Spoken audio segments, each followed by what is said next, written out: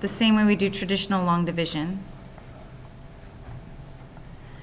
And since I'm dividing by a whole number, I just bring the decimal point up, so it stays in the same alignment. So then I look at 13, and 13 goes into 30 twice, which is 26. And I subtract that, bring down the 5. 13 goes into 45 3 times, which is 39. And I subtract that, bring down my 3. Yeah, that's right.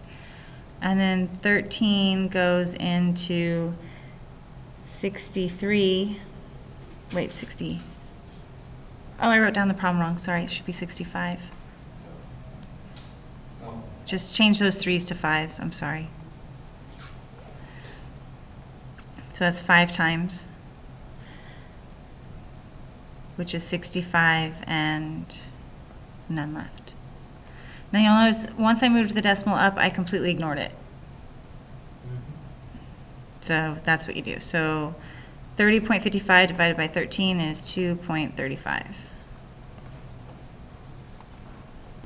Decimals are going to follow the same rules of positives and negatives. So a negative divided by a negative, it's going to be a positive answer, right?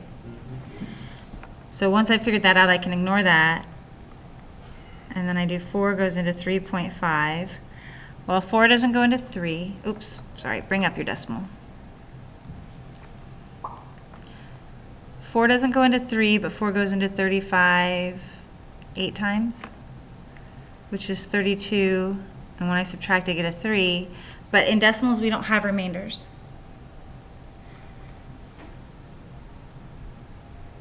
So I keep going, so what I do is I add a 0 and bring it down.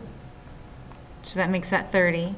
4 goes into 30 7 times, which is 28, which gives me a 2. Again, I don't have remainders, so I add another 0 and bring it down, which gives me 20. 4 goes into 20 5 times.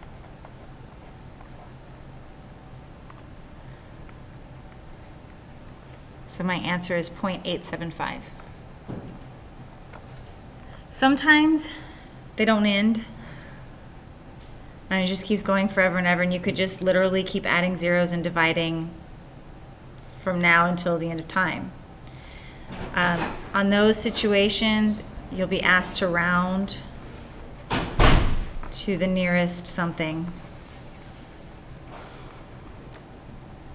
So it'll be nearest 10th, 100th,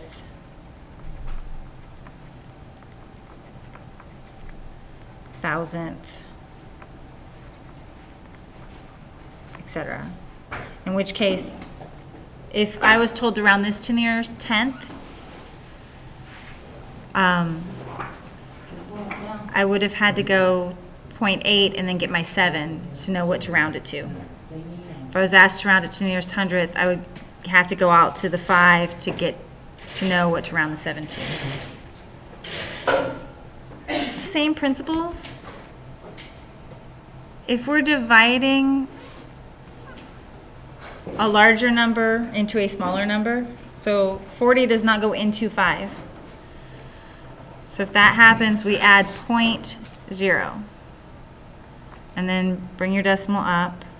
And 40 goes into 50 once, with 10 left over. I'll add a 0, bring it down. That gives me 100. 40 goes into 100 twice, which is 80. With 20 left over, I'll add a 0 and bring it down. 200. 40 will go into 200 5 times.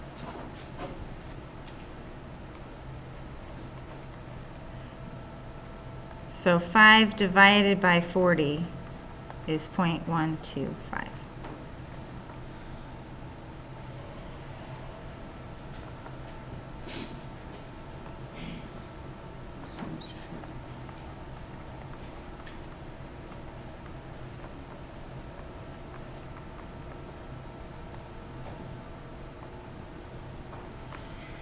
I have 1.7 and I'm going to divide that by 30.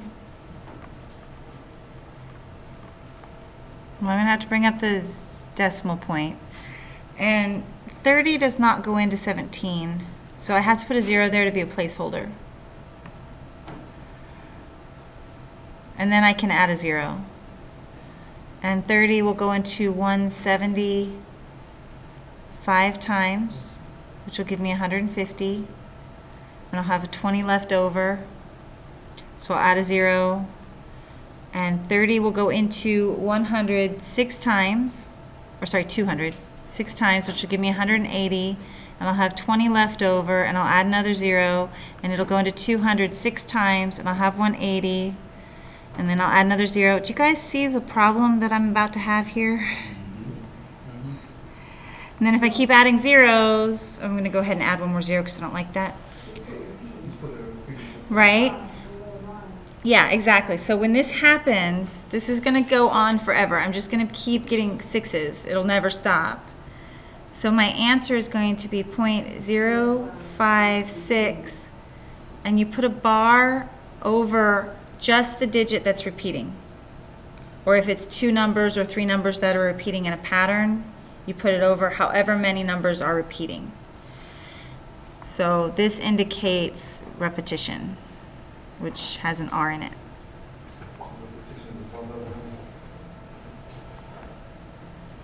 Okay. So we would write it as 0.056 repeating with that bar over it.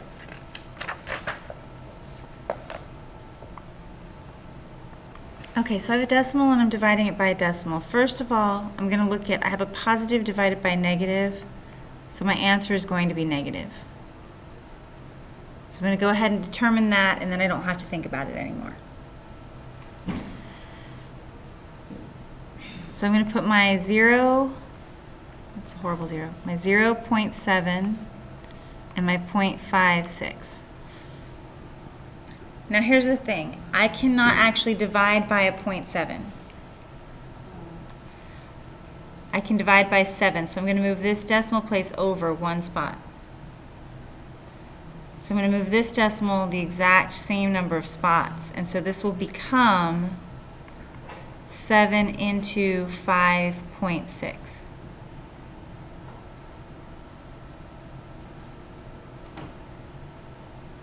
So however many places I move this is my divisor. Yeah, so however many places I move outside, I move the same number of places inside. Then I can do the division. You bring your decimal point up. 7 does not go into 5, but 7 will go into 56 8 times. So it's negative 0.8.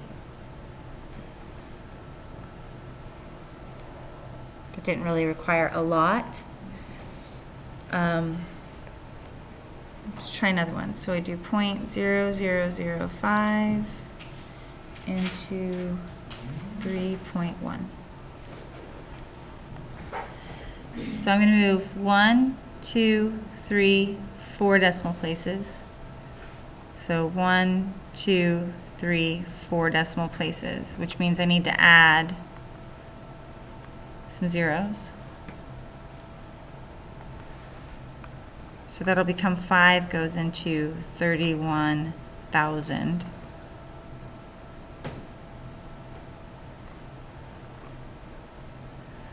And then I can do the division. 5 goes into 36 times.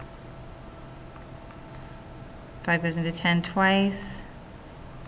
And now I can stop here. I don't have to keep writing zeros, and I can just know that 5 goes into 0 and 0 times.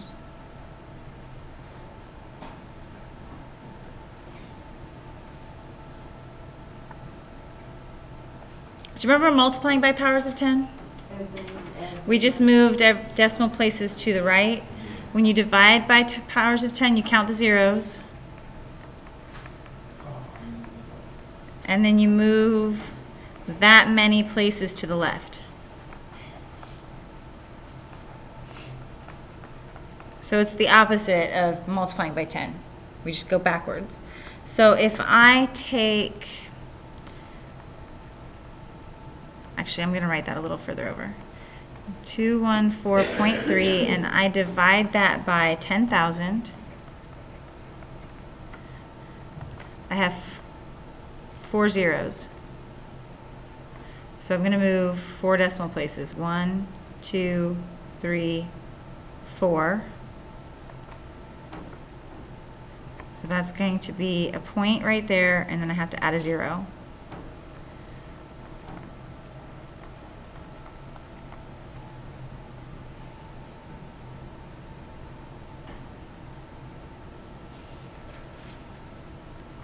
Again, if I do, say, point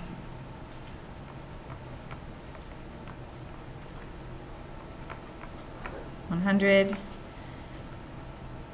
2 zeros. So I'm going to move 1, 2 decimal places. So this will be 0.0103.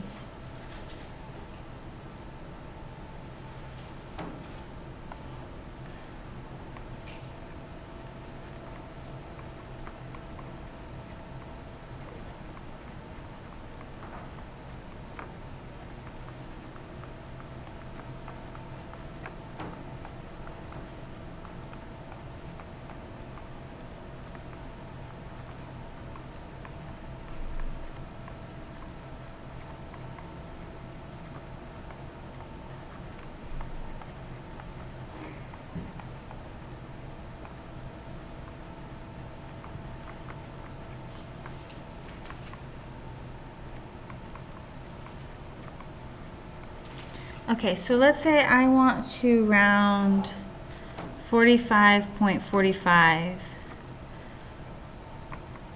to the nearest hundredths.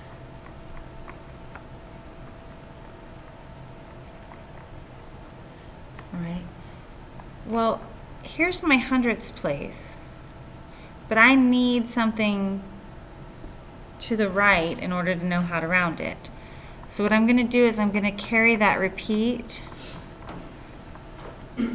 out. So it's repeating 4545, so I'm carrying the repeat out past what I need so that I can then, I want to round to the hundredths, so I'm going to look at this 4. 4 is low, so it stays, it rounds down essentially. So that will round to 45.45. If I wanted to round, say, 7.6 repeating to the nearest thousandths,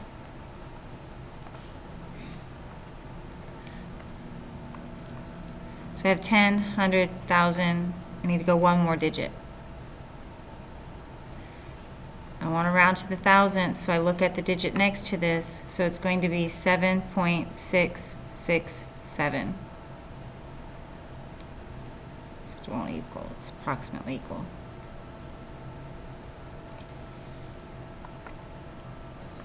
So we want to round this to the nearest tenths. I was just going to ask you about that, but that's what I was going to ask you about in class last week. Okay. But I figured it out. So. Thank you, Chairman. You'll be all right. All right, so moving 1 decimal place, 1 decimal place. And here's what I usually do is I just go ahead and bring that out really far, and I just keep coming up and put my decimal place there. And then I just look at this and say it's 54. But if that's too visually confusing, you can rewrite it.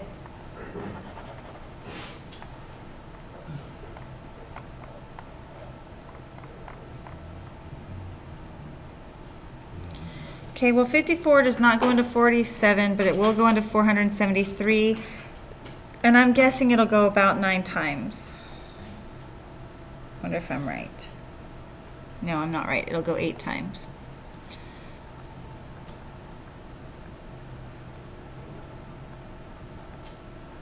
$432. Oops, 432.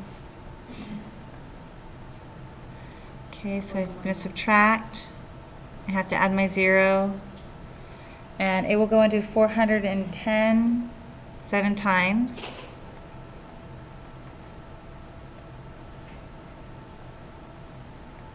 Which is going to give me 378. Now it said to round to the nearest tenth. But I can't stop at the 10th. I have to go one digit past the 10th in order to be able to tell what to round to, whether it'll stay 8.7 or if it'll go up to 8.8. So I'm going to go ahead and do the subtraction. So I've got 320. So it'll be 5 times, which will be 270. And here's what I can stop there. I don't actually need to continue because we're rounding to nearest 10th. So I'm rounding to here, which means I need to look at the 5. The 5 is high enough, so this will round to 8.8.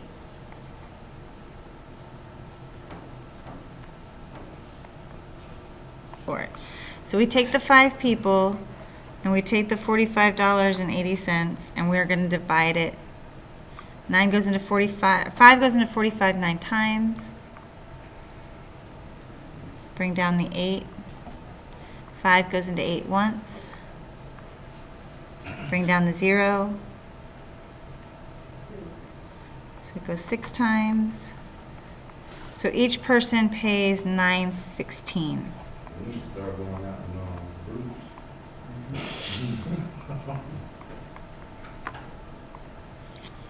But which number do I divide by which? This tells me meters per second. That means divide meters by seconds. Oh, okay. Round to the nearest. Okay, so that's how you know which number to divide by which. If you're talking about speed, meters per second, miles per hour, feet per minute or something. Whatever comes after per means divide. So it'd be 400 divided by 40. Yes. So yeah, so it's going to be 400 divided by 43.2. Which means I'm going to put the 43.2 on the outside.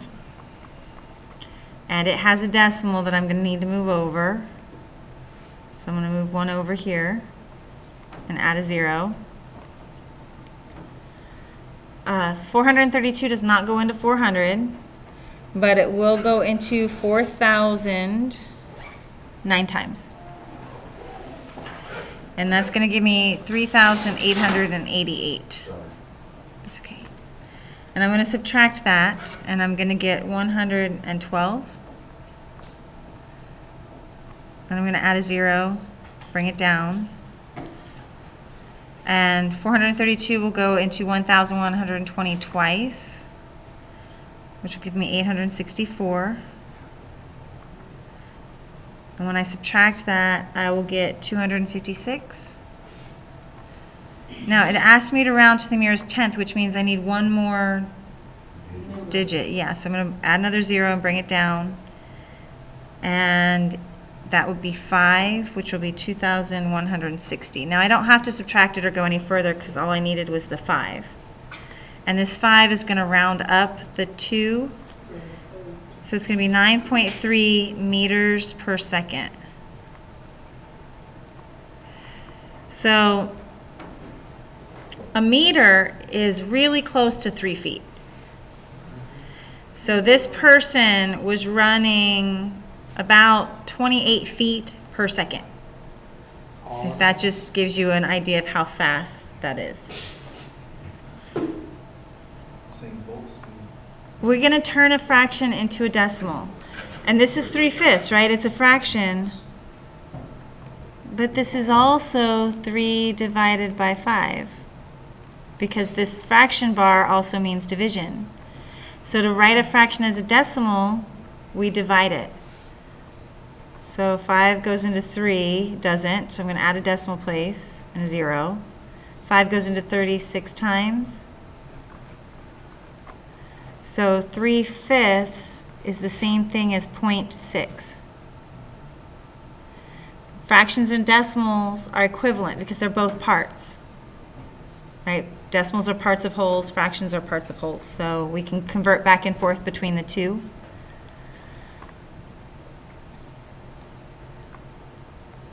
We've already kind of done something like this with improper fractions. I'm going to put the 25 on the outside and the 68 on the inside. And I know, because I'm dividing a positive by a negative, that my answer is going to be negative.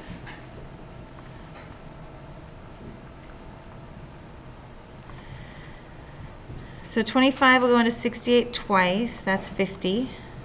So I'm going to put a decimal there and a 0. 25 will go into 187 times. So that's 175. I have a 5 left, and I'll add another 0. 2.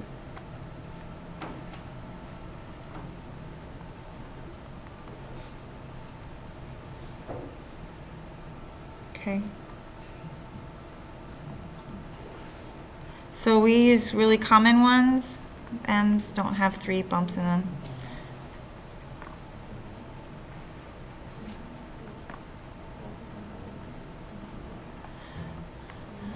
These come up a lot, and so sometimes it's just easier to remember them than to have to actually work them out. We have 1/2 is 0.5, 3/4 is 0.75, 1/3 is 0.3 repeating, 2/3 is 0.6 repeating. 1/9 is going to be 0.1 repeating. 2/9 will be 0.2 repeating. There's a pattern here. 3/9 is the same thing as 1/3, so you get 0.3 repeating. 4/9. Any guesses? 5/9. Any guesses? 6. What is Okay, so 9s are kind of cool because whatever the numerator is, that's the digit that repeats. And as I said, these right here are the most common fractions that get turned into decimals. You see them a lot.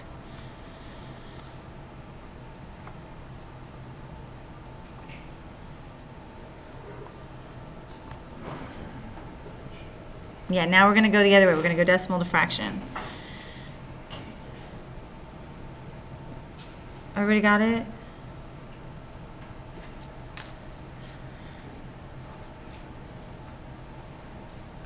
Does anybody have a problem like getting the notes off their website?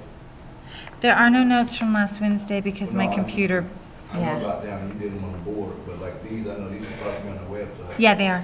They will be. If I mean, they're not anybody- yet. They will be. If they have any problems doing it, see, I haven't had anybody have any problems. I took some of my money and got me a printer because I refused to pay. But what I do is I print out a bunch of copies of the notes and hand them out. Print more than one page per page. If you're going to do that, don't print one page per page. Do like 4 pages per page or something. okay. Because otherwise, this one thing will take up a whole sheet of paper. You know what I mean? So it's a waste, big time waste of paper. Well, yeah. No, not red. I don't want red. Oh, I've been recording that whole time. All right, decimal to fraction. Yeah. Going from a decimal to a fraction, what I need to do first is I count the decimal places.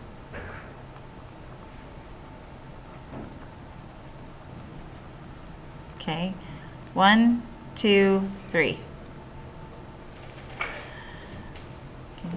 Now, this tells me how many zeros are in the denominator.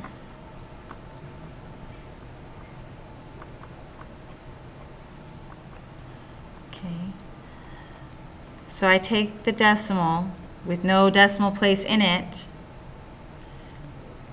I had 3 decimal places, so I use 1,000. And then I reduce. If possible, which in this case it is, both of these will divide by 25. So I'm going to get 18. 4, yeah, no, sorry, not 18, 19, I think. I'm just gonna, okay, so each of these divided by 25, so I got 19 over 40. That won't reduce any further, so I'm done. Let's try another one. Hmm? Yeah, 19's prime. If I have a decimal that has a whole number portion, it's the same thing. I take the decimal out.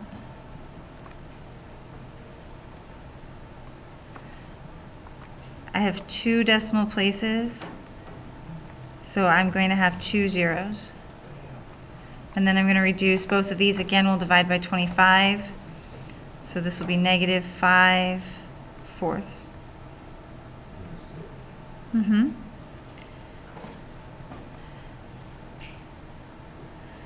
Now repeating decimals are a little different.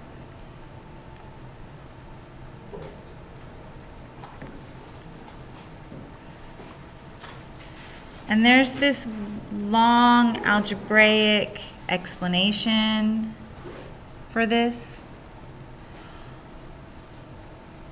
Or I can just show you the rule.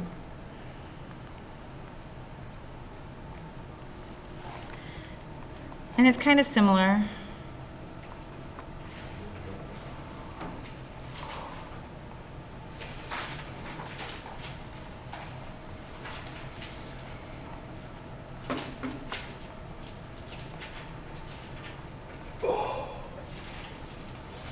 Only instead of zeros, you count your decimal places, and that's the number of 9s that you put in your denominator.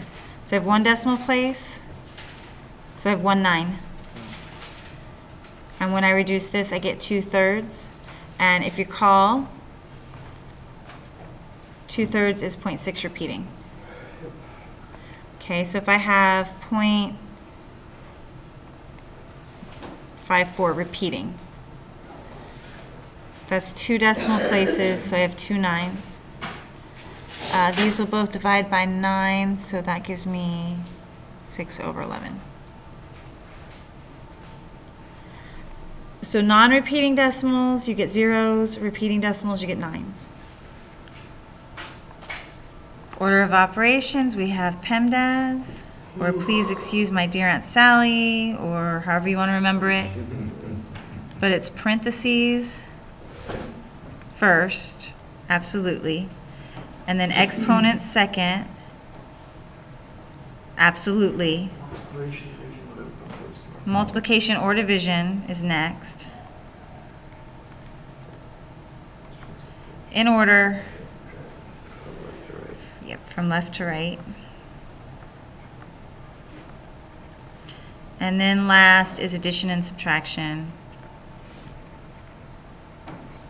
Again, in order from left to right.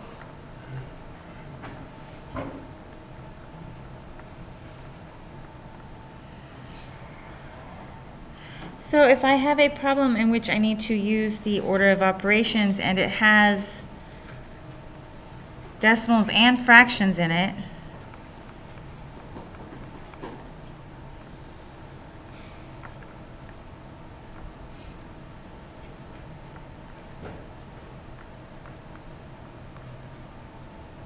you have to decide, which would you rather work with? Decimals or fractions? Fractions? Okay, we'll go with fractions. So I'm going to turn this decimal into a fraction. I have 1 decimal place. I'm going to go ahead and reduce it. So they both divide by 10. I'm sorry, not by 10, by 2. So that's going to be negative 32/5. Okay. Times. Now, I cannot multiply mixed numbers, so I'm going to go ahead and convert that. So I'm going to just rewrite it down here.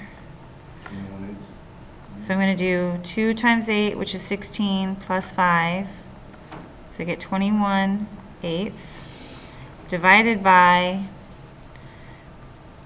3/5 squared is the same thing as 3/5 times 3/5. So that's 9 25ths.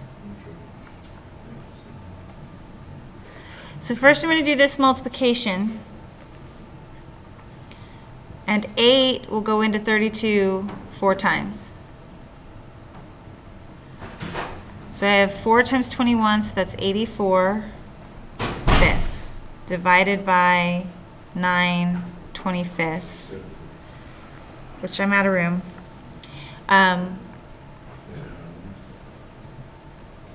But remember, we keep, change, flip, so KCF instead of KFC. So I'm going to multiply it by 25 ninths. And 5 goes into 25 5 times. So 84 times 5, 420 over 9. And you can leave it just like that. No, you can't. These will both divide by 3.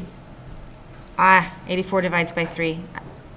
I could have, yeah, I could have reduced that. That's okay. So I'll divide each of these by 3. So that's 1/40 thirds. And I can leave it like this, or if I want, I can then convert it to a decimal by doing the division. But decimal and fraction answers are equivalent. So if I had wanted to, I could have converted these fractions into decimals and worked the problem with all decimals as well. So that's a preference. Do you prefer fractions or do you prefer decimals? Well, me personally. That's personally, yeah. Yeah, so it's, Actually, 6.4, you had negative 6.45 then, how would you regulate that? I'm trying to convert it into a fraction. it would be, if it was 6.45, I kind of figure out run out. that would be 645 over 100. Right. Maybe it's 100 because it's in. 2 decimal places, 2 zeros. Okay, I'm track. Awesome. For the decimals in there, it's exactly the same as solving an equation without decimals. So if it's x plus 3.7, I'm going to subtract 3.7.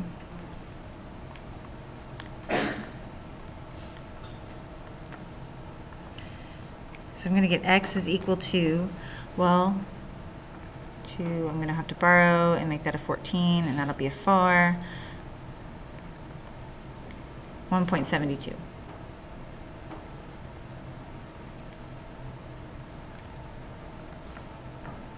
Not bad. Okay, I have multiplication. If I'm being multiplied by, I need to divide. So if I do 4.2 into 25.2, move 1 decimal place each. So 42 into 252, so 6.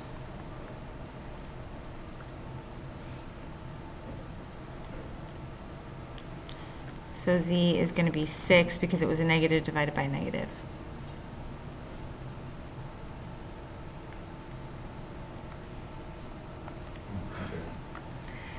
If I have t divided by 10.2 is equal to 4.5, to clear this, I'll multiply both sides by 10.2. And those will cancel each other out. And I'm left with t.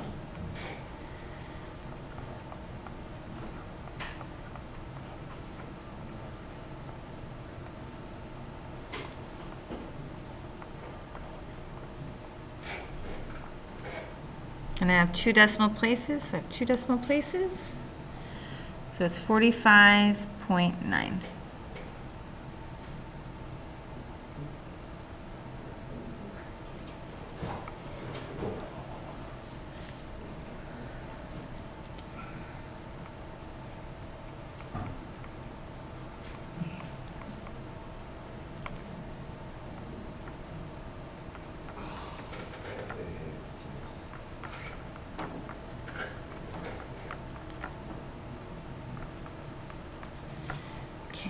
With distribution, I take this 0.03 and I'm going to multiply it by x and by 4. So I get 0.03x plus .12 is equal to 0.01x plus 2.8. I'm going to move my x's to the same side, so I'm going to subtract 0.01x from both sides. And I get 0.02x plus 0.12 is equal to 2.8.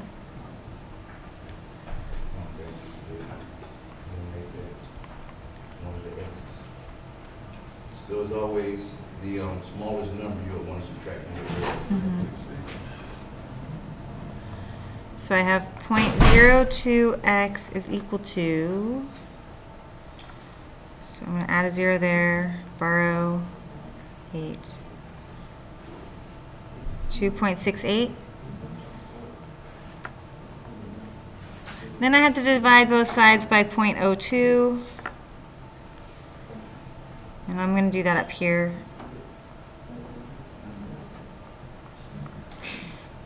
Now you'll notice I just wrote 2 goes into 268 because I moved 2 decimal places kind of in my head. Did you see that? So I have the 0.2, if I move it 2 decimal places it becomes a 2, and then I move this 2 decimal places it becomes 268. So that's 134.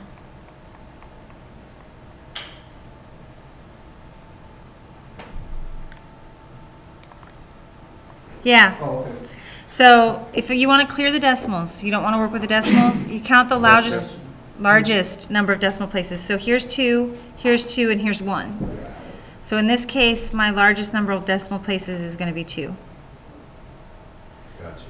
Because it's 1.45. In the .05. In the 0.05, yeah. So then, this is the number of zeros you want in your power of 10. Right, so I'm going to multiply everything. Like this whole equation by 100.